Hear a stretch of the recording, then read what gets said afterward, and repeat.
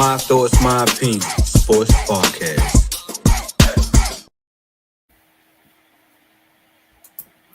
Yo, what it is? Welcome back to another episode of MTMO Sports Podcast, Doug.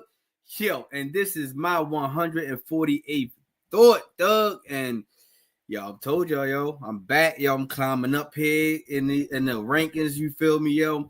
This is going to be another dope episode. You feel me? Because I got some great topics to talk about. You feel me, yo?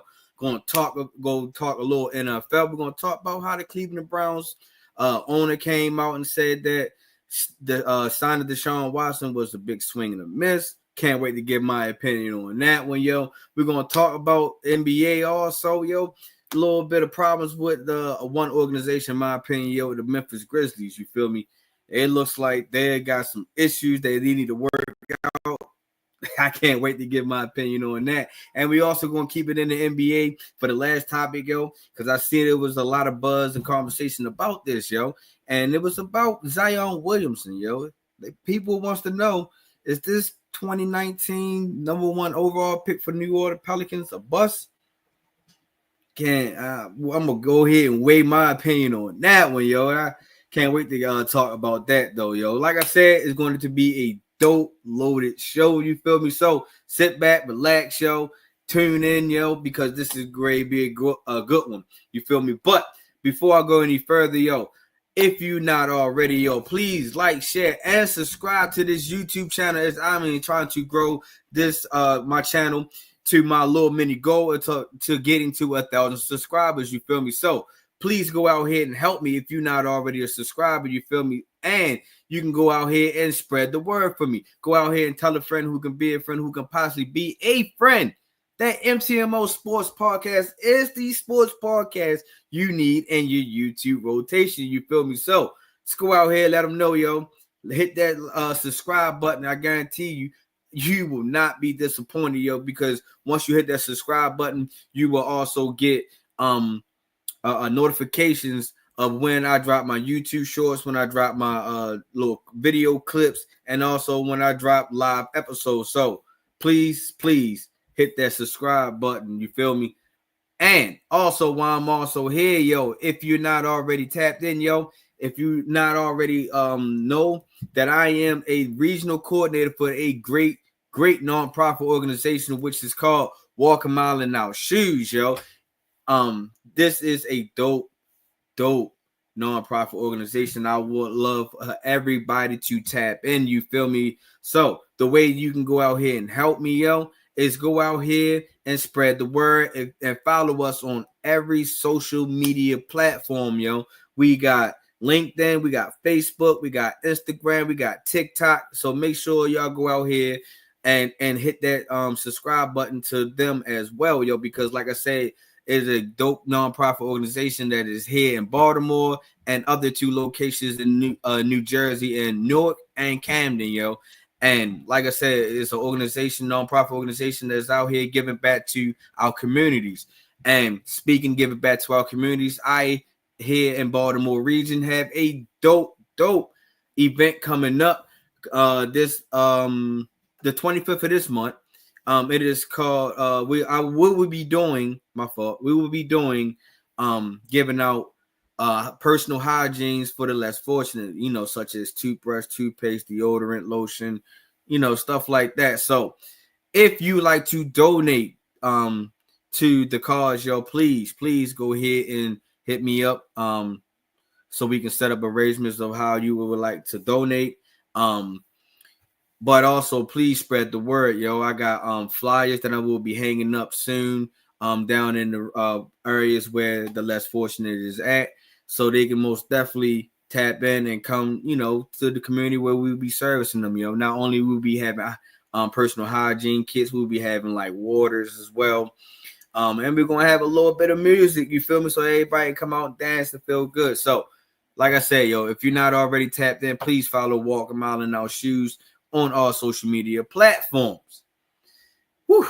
Now that the business is out the way, what it is, OG, man. I'm glad you was able to tap in, my guys. Always, OG's always in the building. You feel me? Yeah. So, and as OG just said, man, please go out here, like, share, and subscribe, yo. Like I said, yo, my guy has been with me since day one, since I just told him that I was going to do this podcast. And he was the one that also gave me the little bug to say, yo, you need to cross over to YouTube as well. So appreciate you, OG. But now, let's get into the sports world, yo. Let's go ahead and start off with the NFL, yo. There's a team in the AFC North, and nope, it's not the Ravens. We doing okay. But there's a team in AFC North where their owner came out and said that we took a big gamble, a big swing and a miss. That was his exact words. On signing Deshaun Watson and trading for Deshaun Watson. And damn, Doug, it took you this long to figure out that this was a big swing and a miss. We've been saying when you traded for him, don't get me wrong. Yes, if you're going to trade for him, trade for him. But once you sign that big-ass contract, that fully guaranteed, we all was like, what the fuck is they doing? They must know something that we don't know. But I guarantee you, they ain't do their homework either. They thinking they getting Deshaun Watson a bowl, and they think that Deshaun Watson is going to come in and swoop and steal the AFC North, which I believe is one of the toughest division in NFL. So, let's talk about it real quick. What the Browns gave up in March 2022. The Browns traded away 3 first rounds, 1 third round, and 2 fourth round picks in an exchange for Deshaun Watson and 1 sixth round pick. 3 first rounds. Whoa. Now we starting to see why Houston is built the way they are built. Like Houston is having a decent they have a decent team, yo. They are a playoff contender team. I'm not going to say they are quite the Super Bowl caliber team, but they not that far away. They just a couple little pieces away to figure it out, in my opinion. To actually say that the Houston Texans can sneak into the AFC Championship. Never know. Any given Sunday. But we're not talking about the Texans. We're talking about the Browns. You gave up that. That's a lot, yo. And once they gave up that, I already alluded to, they immediately gave him a 5-year extension. And 230 of that contract, which was all of it, was fully guaranteed. It was like, whoa. What is y'all doing? And in return, what did Deshaun Watson give them? He's only played 19 games in 3 years due to the suspension and injuries. But there also has been 3 worst years of his career based on yards per game, touchdowns per game, and passer rating. That's what you get in return. Whew. And you telling me that is worth 3 first rounds, 1 third, and 2 fourths? No effing way, yo. Like, I don't know what the Browns was thinking. No, don't get me wrong. We all know what the Browns was thinking. They was thinking they was going to get that elite quarterback that he was in Houston. You know, that's exactly what they was thinking. There's nothing wrong to think like that. You know what I mean? Because we all was like, shit, you know what I mean? It's a possibility that Deshaun Watson can really come back in the NFL because when he was last with Houston, he was the MVP candidate. He was single-handedly putting Houston on his back, you feel me? Until we ain't going to go there. But, you know, and like I said, now like the Cleveland, but it was like the stupidest move ever. And that's not the only stupidest move that the Cleveland Browns have done. Like they just keep on putting these big contracts there to not help build the roster, because just a couple of months ago, they gave Myles Garrett a big-ass contract.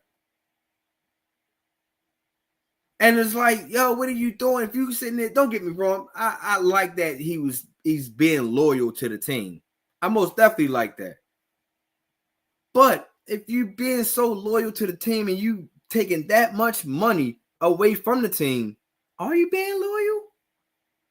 Are you being helpful of creating a Super Bowl team or a playoff caliber team? Because the Cleveland Browns haven't sniffed the playoff since Baker Mayfield, and at his third year in the league.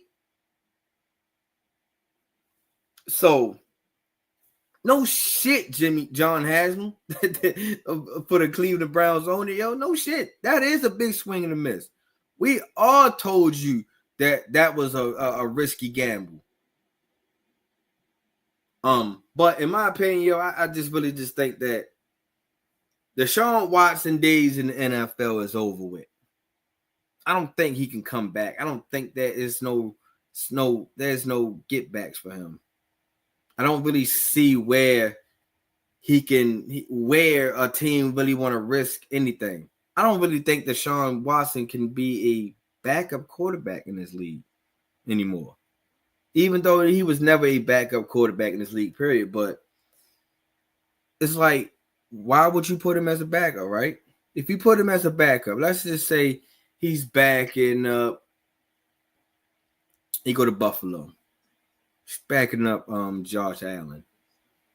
Josh Allen don't miss games. So it's like we will never see Deshaun Watson again then.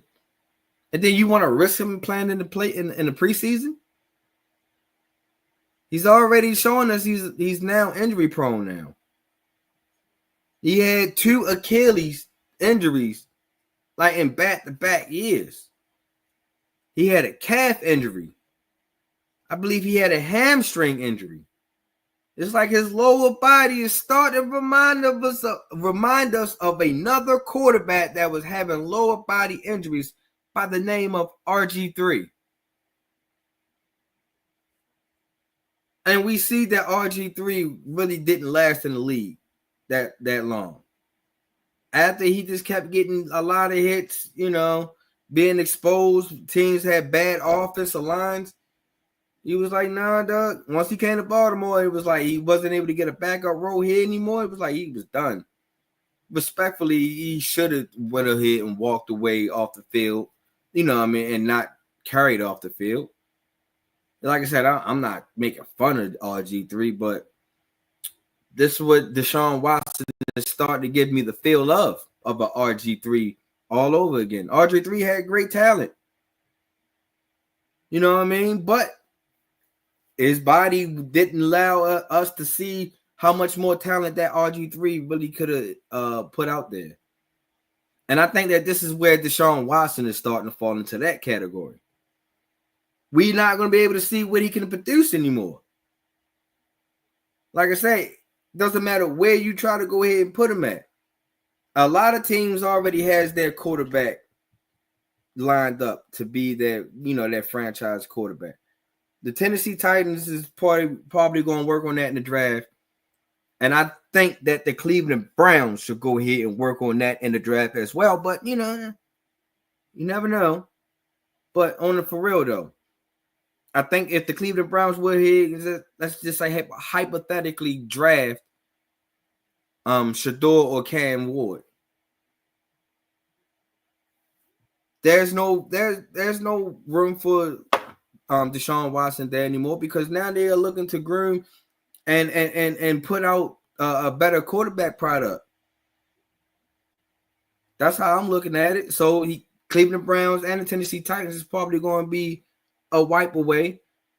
And like I said, if you look at any other teams around the organization, they kind of already got that guy for at least for right now. Seattle went and got Sam Darnold. The Las Vegas Raiders went on here and got Geno Smith. You know what I mean? Like I said, the lower bottom teams already or is in progress to go ahead and get their quarterback. So I just really don't think that there's a big market for Deshaun Watson. And a lot of teams is, really going to sit back and think like, do we really want to add him on our team? Is it going to be a distraction? Is it going to mess up the vibe of this team? We don't feel like hearing all this noise about Deshaun Watson. We don't want to keep having interviews about Deshaun Watson being what type of teammate he is now and stuff like that. I'm pretty sure players is not going to want to, go through that. Like I said, it's just my opinion. So I really just don't see where there's a market for Deshaun Watson. And I really just think that the Browns, if they do draft a quarterback in this upcoming draft, they should go ahead and cut their losses with Deshaun Watson. Cut him. Just let him go. Let him walk. Like I said, I'm a fan of Deshaun Watson, but business is business. He's no good to you just sitting on your roster recovering. And I'm pretty sure if you draft a quarterback out the draft, I'm pretty sure you ain't going to look to turn to him. Now, if you want to keep him around just because of knowledge, him trying to help groom the next guy that's in Cleveland, why not? You might as well go ahead and try to get your 230 fully guaranteed worth. No, don't get me wrong. Deshaun Watson went on ahead and they went on ahead and negotiated that contract. So they did chop that down, that fully guaranteed worth down. But yeah, you might as well go ahead and be a mentor. You might as well go ahead and get all you can get out of him. That's just how I look at it. You feel me? So, I can see I got a couple of comments. Like my guy OG. Oh man, he said, "Oops." Captain saved the Browns. Like the Browns can't get saved. It's going to take a while, in my opinion, for the Browns to get saved. So it's going to be some years, because not only that they went on ahead and put this money into Myles Garrett, not only that they still got all this money into Deshaun Watson, they also let Nick Chubb go in free agency. And I understand Nick Chubb was coming back from an injury, but Nick Chubb is still a top 5, top 10. Let's just say this because the injury probably knocked him down the list. He's still a top 10 running back in his league. And I believe if I'm the Dallas Cowboys, you might want to holler at him. But if I'm the team, whoever drafts Nick Chubb is going to get a stud as a running back. And if your offensive line can block, man, Nick Chubb can go ahead and bolster that run game. So this is why I said that the Cleveland Browns are just in the dismal, yo. They are fucked in the game with these contracts. That's what I'm saying, OG. Sign me up. I can go ahead and be your starting quarterback, yo. I put all this Raven stuff aside and be the starting quarterback for the Cleveland Browns, yo. I believe I still got an arm. I believe that I can still hit receivers in nice strides. We're gonna go ahead and be like Tom Brady. We're gonna dink and dunk a little bit. He ain't setting me up, but nah, I believe I can get out here and be the Cleveland Browns starting quarterback until they find another quarterback. No, I'm bullshit. My arm rusty as hell. I haven't played quarterback in years, yo, and you ain't gonna be out there having me throwing 6 to 7 interceptions a game and shit like that. Nah. But no, the Cleveland Browns most definitely need to cut their losses with Deshaun Watson, move on, draft a quarterback for your team, your franchise quarterback, and hope for the best. Because like I said, man, Deshaun Watson only giving you 19 games in 3 years, and his best game was against the Ravens when we all thought like, oh, that Deshaun Watson is back. Next thing you know, he hurt. So like I said, I'm not laughing at your situation or whatnot, but no shit, Haslam. You took a big swing and a miss and you gambled wrong with Deshaun Watson. So yo, as I'll move on to the next segment, yo. If y'all let me know in the comments, how y'all feel about Deshaun Watson. should the Browns move on from Deshaun Watson?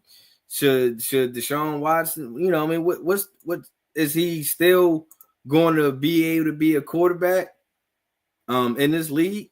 Yeah, OG, like I said, it do suck, man. And like I said, I was a fan of Deshaun Watson. I thought he was going to be able to uplift the Cleveland Browns a little bit. Like I said, they had a decent running back in Nick Chubb. They had decent wide receivers still there before they let Amari Cooper go. You still had Elijah Moore. They had weapons, and then on the defense, they had some weapons on the defense as well. But the Cleveland Browns just underachieve. There's always that one team in each division that always underachieve. You feel me? So, sucks to be Deshaun Watson, man. Like I said, y'all let me know in the comments what the Browns should do. Should they cut him? Should Deshaun Watson become a backup? If he do, what team should he go to? You feel me? All right, let's switch it over to the NBA, yo, because this one particular team has been going through a little rough patch in my eyes. Now, they still a top 6 seed in the NBA in the West, but this team just make you scratch your head a little bit. And it's just like, why are they having all these issues? And one of the issues, and the team I'm talking about is the Memphis Grizzlies, yo. The Memphis Grizzlies right now are sitting, like I said, in the 6th seed of the Western Conference. And you would think that the Memphis Grizzlies, with the talent that they have, the way that they've been striding in the last couple of years, that the Memphis Grizzlies will be a top 3 team in the NBA, because I feel like they got that superstar. They got a good supporting cast around them. So why the Memphis Grizzlies are having troubles? So the Memphis Grizzlies did a shocking fire. They went on here with it was just like they had 9 to 10 games left on their schedule. The Memphis Grizzlies went on ahead and fired their head coach and Taylor Jenkins. And I ain't gonna hold you. If y'all seen my short, yo, I was questioning, like, why would you do this? Taylor Jenkins is a decent head coach in this league. I really feel like that Taylor Jenkins was able to overcome a lot of stuff in his time in Memphis. And the stuff that I'm talking about is, number one, is Ja Morant issues and situations. You know what I mean? He had to also come over Ja Morant injuries. So it's just like, why would you do that? Number two, during that time when you fired him, they was the 5th seed in the West. It's like, why are coaches starting to get fired when their team is in an okay position? Like the Milwaukee Bucks, you wanted to hire Doc Rivers so bad, but you went on ahead and hired Adrian Griffin, and he was doing a decent job. Now, maybe his coaching style probably didn't fit the stars or the players on the team. That's part of the reason why you got rid of Adrian Griffin. But I thought that the Grizzlies, Taylor Jenkins and the Grizzly players had a good relationship. Was on okay terms, on good terms, in my opinion. You feel me? And because when Ja was down or wasn't around, the Memphis Grizzlies was able to stay afloat.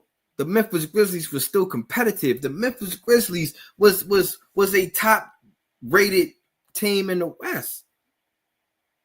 And then it was like, oh man, all they need is Ja to come back. As long as he stayed in shape, he can come back with a positive attitude. The Memphis Grizzlies can take a deep playoff run.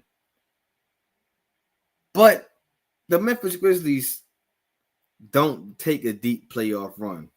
Like I said, they was taking, kind of an early exits. And some of the exits that they, the team that they was coming up against, like the Golden State Warriors. The Golden State Warriors really just showed that we've been here, we saw it, and we know how to get over it, versus a team that's so young, don't understand, haven't been here yet, don't know when, what to do in adversity. So we all knew that, like, they got out coached, you know what I mean? But, the other times that the Memphis Grizzlies had an early exit in the playoffs, we were starting to be like, damn, wow, what it is. Is it a coaching style?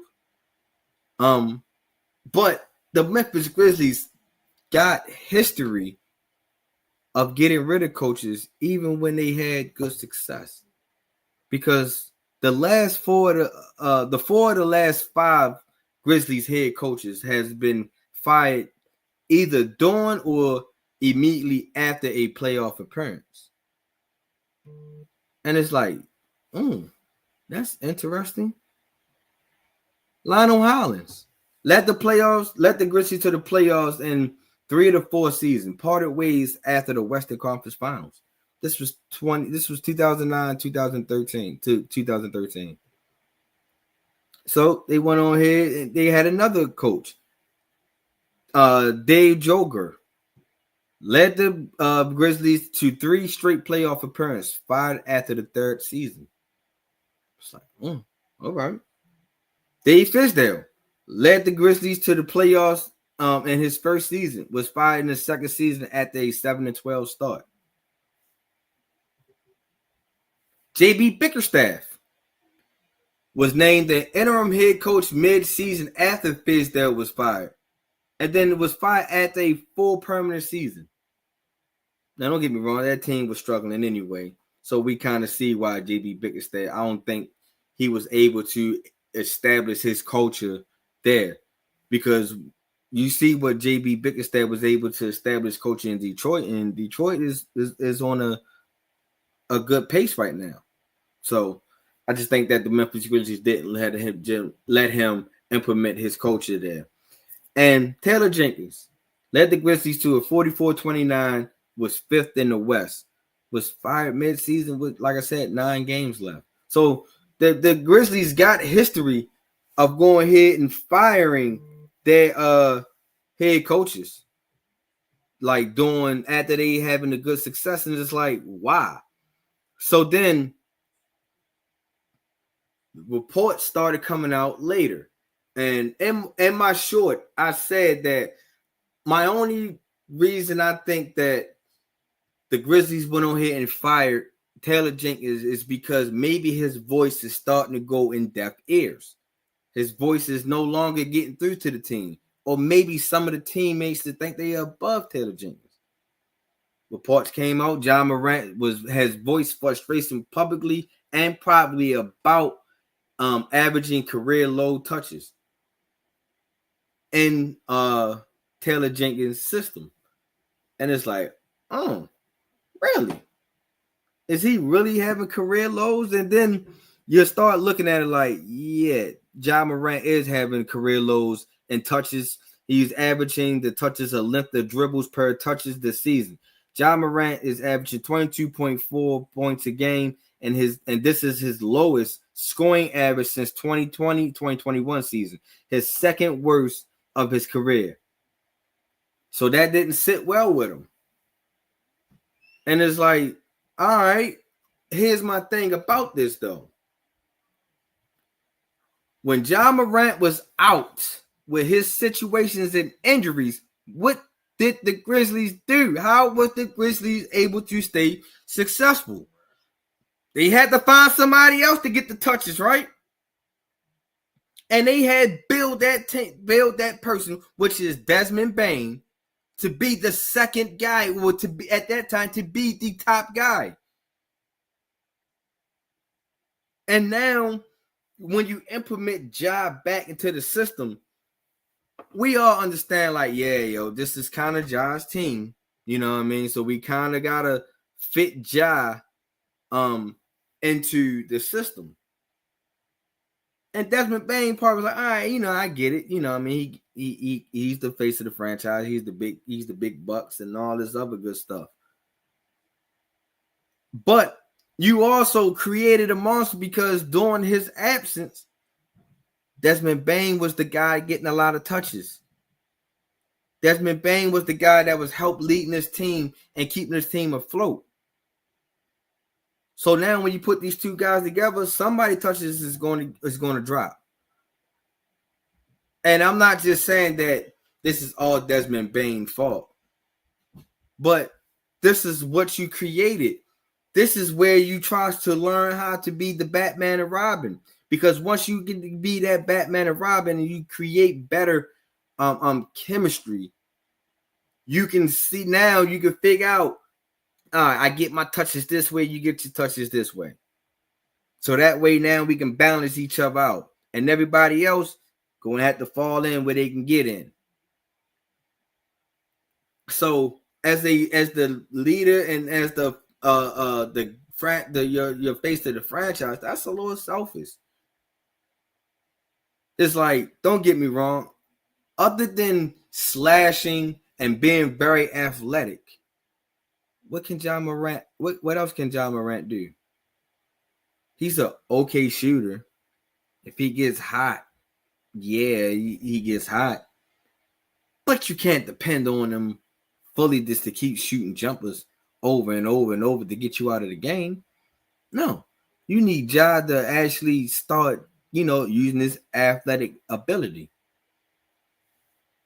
So this is why I'm saying, like, as a player and as a fan, because I am a fan of Ja, you need to elevate your game to something else, Doug. Like, you just can't just be the slasher, the guy that creates these fancy dunks and these fancy plays, because, the fans are going to, number one, always look for it. And then number two, you didn't develop your game to nowhere else. Like I said, don't get me wrong. I'm not saying that Ja Morant is trash, ass, or anything in that nature. All I'm saying is that I feel like that Ja Morant game should have been elevated a little bit more somewhere else. Maybe in his shooting ability. But speaking of shooting ability, Ja Morant is out here being a fool again, Doug. And this is like no shade thrown at him, but a couple of nights ago, against the Golden State Warriors, Ja Morant went on ahead and, do the little, here you go. He did that.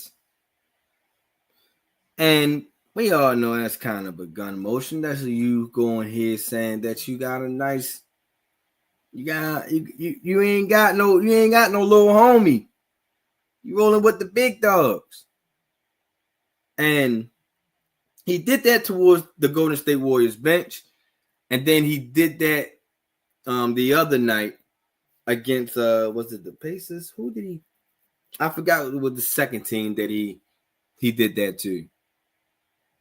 But dog, just like I just said a couple seconds ago, you are the face of the Memphis Grizzlies. You are the face of the franchise. Why are you out here doing this stupid stuff? And then, like I said, you already got caught up or blamed for a lot of gun activities that was led you to get suspended and stuff like that. It was to lead you to put the negative light on you. And then you go around here, not only you did it once when everybody in the world called you out, because you know how I know the whole world called you out? You the one who went back on Twitter and said, Ja this and Ja that. But then you come back and do the shit again, And now the NBA went on here and fined you $75,000 for that gesture. It's like, you ain't getting the point, You got to calm down, You got to find another celebration. You got to do something else, Because that right there, my guy, that could take away a lot. A lot. And you have a lot that a lot of people wants to take away from you. Remember, we was all happy for you. once you became once you got signed that deal with Nike and you got your own shoe. Sucks they had to cut my man Kyrie out there for you to do that, but we was happy for. We was like, yeah, Ja is that guy. You need Ja. You need a pair of Ja's. And you know, Nike will go ahead and find somebody else that's worthy enough to actually, you know what I mean, represent the Nike brand and the positive asset. I mean, in the positive mindset. And that's one thing that you can lose. You feel me? I don't know what other endorsements that you may have, but they can go ahead and strip that away from you. And you see that when Gilbert Arenas was doing all the gun stuff and the gun fingers and stuff like that, yo, my man got pretty much banned from the league, got taken out the league, yo. Now, granted, yeah, he had some other stuff in the locker room, but just remember, just a couple of years ago, you was getting blamed by the Indiana Pacers for saying that you had a damn laser pointed at them, which they think it was a gun. It's like, you just gotta learn, my guy, to like, yo, protect yourself, protect your brand, protect your money, yo, and protect your damn image. Because everybody wants to see you fall, yo. Everybody wants to see you collapse. Well, not everybody, because I don't, but a lot of people wants to see you fall and collapse. A lot of people don't want to see Ja Morant to be the face of the league. Because just a couple years ago, we thought that Ja Morant could be the face of this league. So it's just I'm just saying, my guy, yo, you got to chill. You got to chill. So far, OG, no, he haven't lost any endorsements. Not to my knowledge. I don't know, like if like smaller endorsements might have pulled out and they just didn't make the big headlines or anything. But you know, so far right now, no, he haven't lost any endorsements. But remember, we got to sit here and think back when Kyrie just went on here and just retweeted something about a damn movie, and you see Nike went on here and pulled away. So that's why I was getting to, like, you can just see, like, if Nike feels like you're going to a negative, you know, viewing, you can most definitely they most definitely will take you away. Yo, what it is, Ant? How you feeling, my guy? So yeah, that's all I'm saying about you know, Ja Morant, you feel me? So I just feel like, yo, he needs to most definitely chill out with all these gun stuff.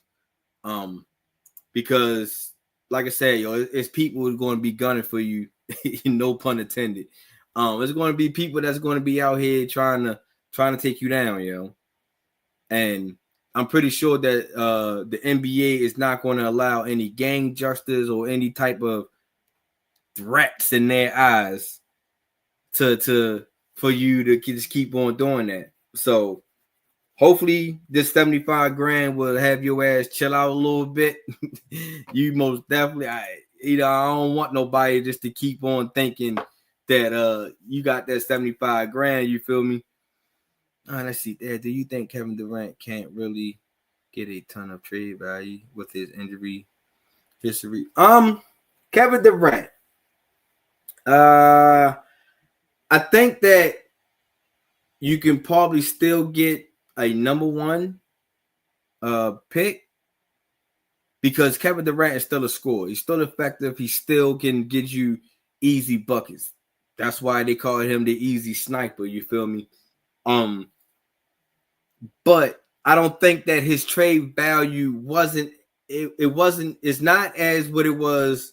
Let's just say 2 years ago. 2 years ago, you probably would have gave up 2 first rounders for Kevin Durant. So I just think that if a team is probably close to making a championship run, let's just say the Golden State Warriors on another hand. No, let's take the Golden State Warriors out of there. Let's just say the San Antonio Spurs, because I'm hearing rumors and news is that the San Antonio Spurs is one of his preferred destinations, and the San Antonio Spurs maybe is willing to give up some pieces to bring in Kevin Durant. I think that if I'm the Spurs, I'm going to go ahead and give you your first round pick. I give that up. But I'm also probably going to look to give up like a Harrison Barnes. You know what I mean? Something that is a good trade value so you can get, so the Phoenix Suns can get a good key player back, a decent player. Let me say that, because Harrison Barnes is probably like a C level, but a decent player in that pick. So I think that that's what it will take to get the Kevin Durant to San Antonio in my eyes. But I just really just think that you won't have to really give up a lot to bring in Kevin Durant at this stage of his career. So I think his trade value ain't as high, but it is still going to be like a first rounder. Between Anthony Edwards and Morant, who do you think fits better in terms of the Heat culture, personality wise? I would say Anthony Edwards. Anthony Edwards got that dog, that swag, that feel, that, you know what I mean? He feels like he is him. And I feel like that can most definitely fit the Heat culture. Because if the Heat can feel like they have a dog, the rest of the guys is going to follow. As we seen when Jimmy Butler was in his dog mentality down there and was willing to carry that team, we seen that, you know what I mean, that everybody else followed along. Everybody else played their roles. Everybody else took, you know what I mean, a bigger step in their role. So I just really just think that Anthony Edwards would be a better fit for the Heat culture. But here's my thing, Ant. What is the Heat culture down there? Because I was also hearing rumors and speculations that stars go down there and they can pretty much change the culture down there. I heard that LeBron allegedly supposed to had his own ways and stuff down there, and also Jimmy Butler, because you know Jimmy Butler didn't always fly with the team every game. At times, Yo will fly, you know what I mean, catch a flight somewhere. Fly by itself. So it's like, what is the Heat culture down there, in my opinion? But if we talk about that dog mentality, what like Pat Riley is looking for, I say Anthony Edwards. I like Edwards, but the issue with him is, and Tyler Hero almost played the same position. They are common guard trying to play the point guard. Yeah, don't get me wrong. They kind of do play, but I think that you can move Ant to that small forward position is what you did with Jimmy Butler. But I think that if that move was to happen, you need a floor general. You need a point guard that can occasionally take the ball out of their hands. So I just think that they can probably coexist with each other, because Tyler Hero should be automatically used to playing backseat to a star. Don't get me wrong, Tyler Hero has found his way finally this year, but I just think that he knows that he can play backseat to a star with bigger, talent wise than him in my eyes. So I just think that those two can coexist with each other. I think that, they can almost follow the Jason Tatum and Jaylen Brown type feel. Try to establish when is your turn and when is not your turn. So that's how I look at those two. LeBron said in the interview the reason why he left is because he couldn't handle the Pat Riley dictatorship. And that's what I'm saying though. It's like stars are going to come down there and try to live their star life, in my opinion.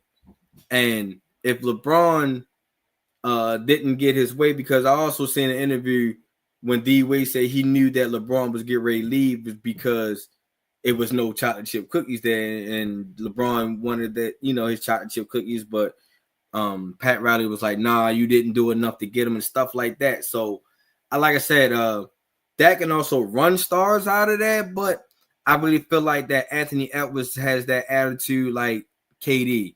I just want to ball. You know what I mean? I ain't with all that other noise stuff. When I'm on in between the lines, I just want to ball. So I think that's why I can see that. I agree with you. That would be the number one. And that's the big three there. Yeah, because you got to sit here and think you still got Bam there also. So I just think that Tyler, Bam, and Ant, and with a solid point guard that can also, dish and distribute and get them, not can kind of take that ball out their hands from time to time. I think that's also can work for them as well. LeBron or Jimmy, you had to establish that, younger players. Yeah, most definitely. You had to establish that, and this is why, like, sometimes bringing big stars who feel like they are kind of above what the culture is down there, because as what I heard my boys' coaches always say, one match can start a fire. One lit match can start a fire. And if your star gives be like, well, I'm not taking this flight with them. I'm gonna go ahead and fly my own private jet, get there when I get there, as long as I'm there and suited and booted. When it's time for me to get suited and booted, then that's fine. And then, younger guys are gonna start thinking like, well, shit, then if he doing it, I can do it. So that's where I really see that mindset of, yeah, you have to get, if you're gonna bring a star there, you got to make sure that the star understand, like, look, this is the type of coach we're trying to build for the younger guys. So if you're not trying to be aboard about it, then this is not the fit for you. And I think that multiple times that I think that Luka is going to work a long day out with LA, because I don't think that he's having the media on top of that. I think that would be a good move if Luka was to sign a long-term deal with LA, because LA is looking for their second coming of a star once LeBron is starting to go ahead and retire. But most definitely Luka, if you're going to go that route, you got to make sure that you got talent around Luka. And you most definitely going to make sure that you got a defensive style, good defensive scheme that you can put around it, because number one, Luka doesn't play great defense. He throws his body. He doesn't like to slide his feet. So I think that if you're going to build around Luka, you most definitely going to have to find a good defensive scheme. And you got to make sure you got talent around Luka, because you can't expect Luka to go off and save you every night. So this is why I think that the Luka and Austin Reeves connection would be a great, if the Lakers can keep those two together. I think that the Lakers wouldn't have a problem with those two. I think that you'll be able to build around those two, and you already have a good starting piece in my eyes with Dalton Connect. Once he can find his rhythm and find some minutes with this team, I really just think that that's your three young guys that you can build around the team with, and you can still be relevant in the West.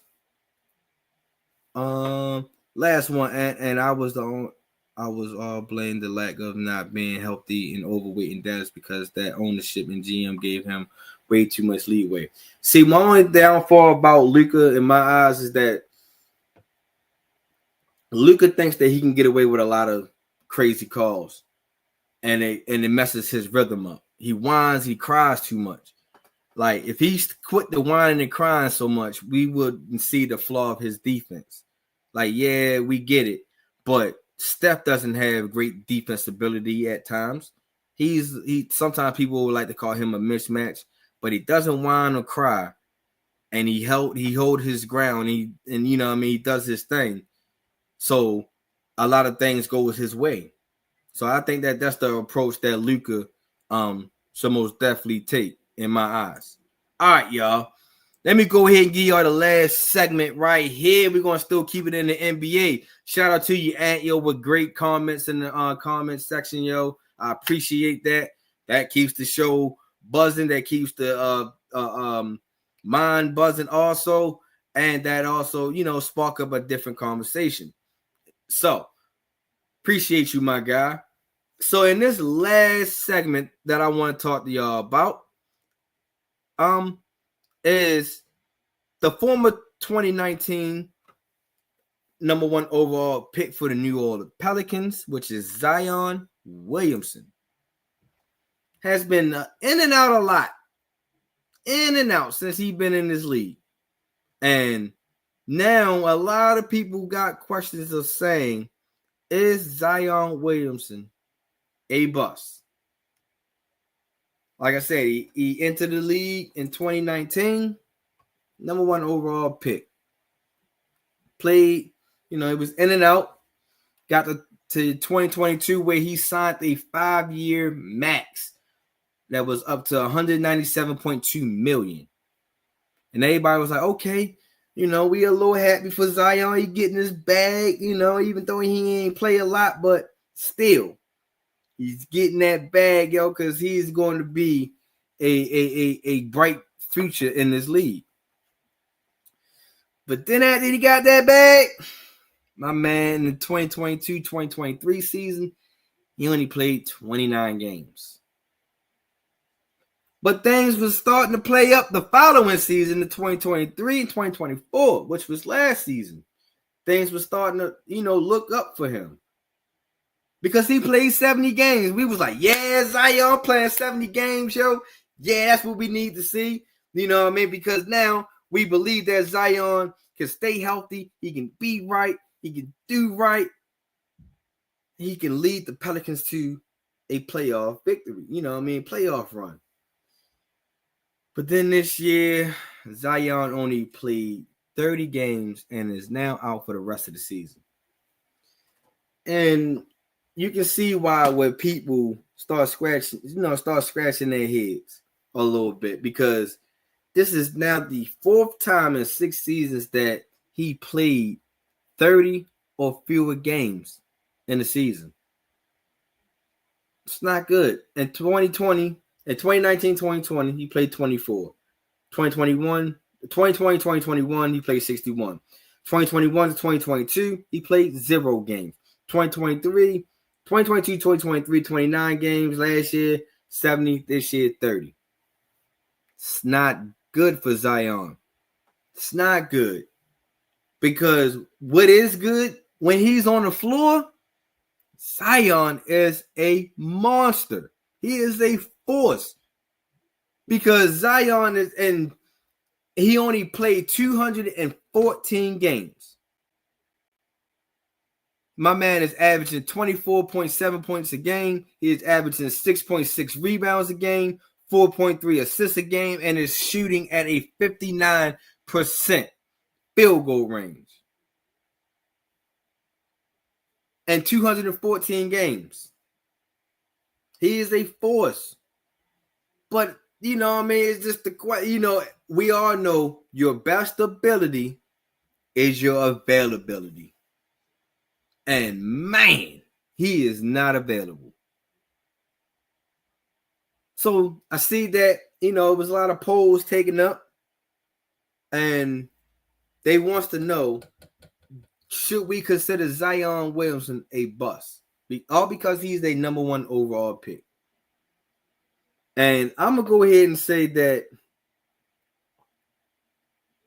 I'm not going to call him a bust. Not just yet. I understand that the expectations is like set super high for a number 1 overall pick. Like it is raised above everybody else level. Doesn't matter what pick you are.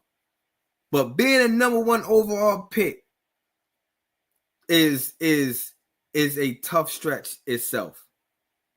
Like the standard is like very, very high.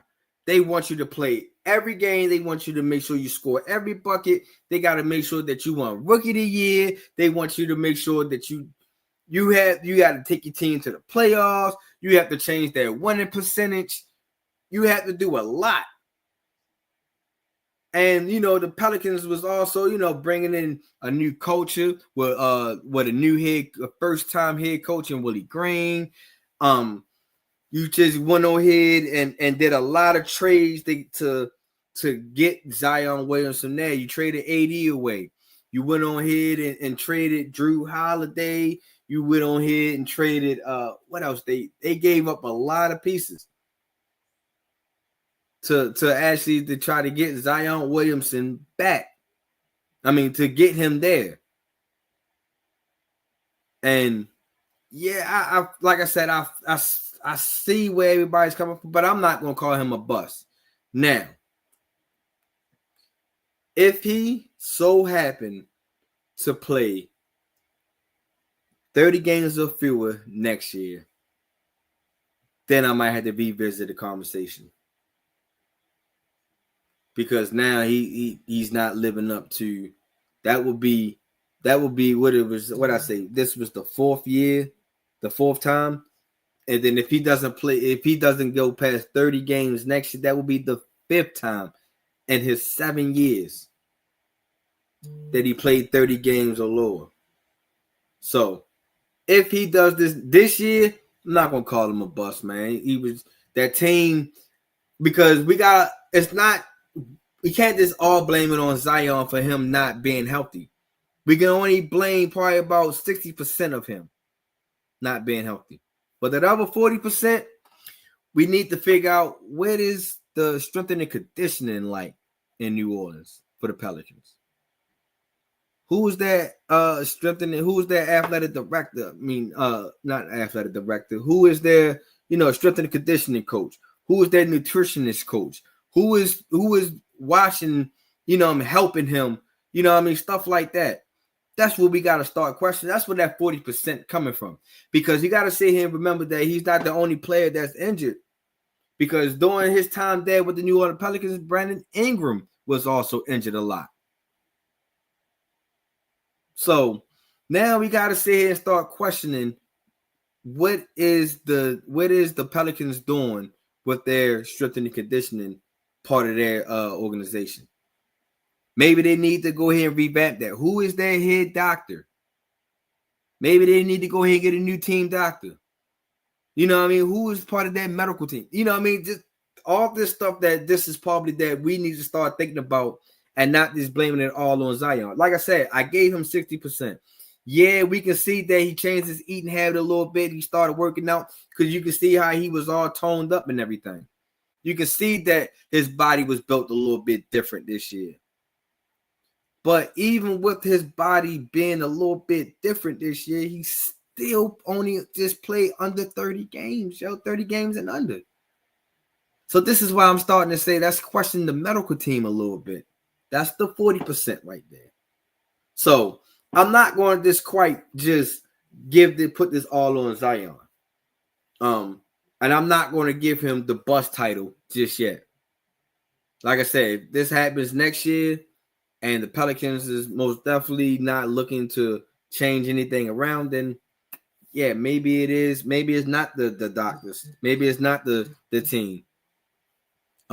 So I just really just think that I'm not going to give Zion Williamson the bust title this year, but if next year, if this is the same outcome, man, oh man, we most definitely going to have to revisit that. And I can take that, OG. I can take that. I can see that, the Watson of the NBA, because he haven't really lived, like I said, when he's there, when Deshaun Watson was available, Deshaun Watson was an MVP candidate. When Zion Williamson is available, Zion Williamson is he's a monster. I just gave you the average. So I can take that. I like that one, OG. Deshaun Watson of the NBA. Woo. But nah, man, that's just my opinion on the topics today, yo. I appreciate everybody who tuned in, tapped in, and was able to send in all the comments, yo. Like, That was dope, yo. I appreciate everybody who commented, man. I ain't even gonna hold y'all. I believe that this was the most comments that I had on the show. So I greatly appreciate y'all. That means y'all are tapped in. Y'all really want to go out here and pick my brain for, for my opinion on whatever y'all got on your mind. So I greatly appreciate that, yo. So I will just, keep the comments coming, man. Go ahead and let everybody know, yo. Like, go ahead and comment on each sections, yo. What y'all think about the Cleveland Browns signing Deshaun Watson? Let me know in the comments. What y'all think about the Memphis Grizzlies organization and Ja Morant situation, yo? And what y'all tell me about, is Zion Williamson a bust or not? You feel me? Go ahead and drop those in the comments, and I most definitely will get back to commenting to your comments as soon as I possibly can. So, like I said, yo, this is the end of my 148th thought. I appreciate everybody who tuned and tapped in.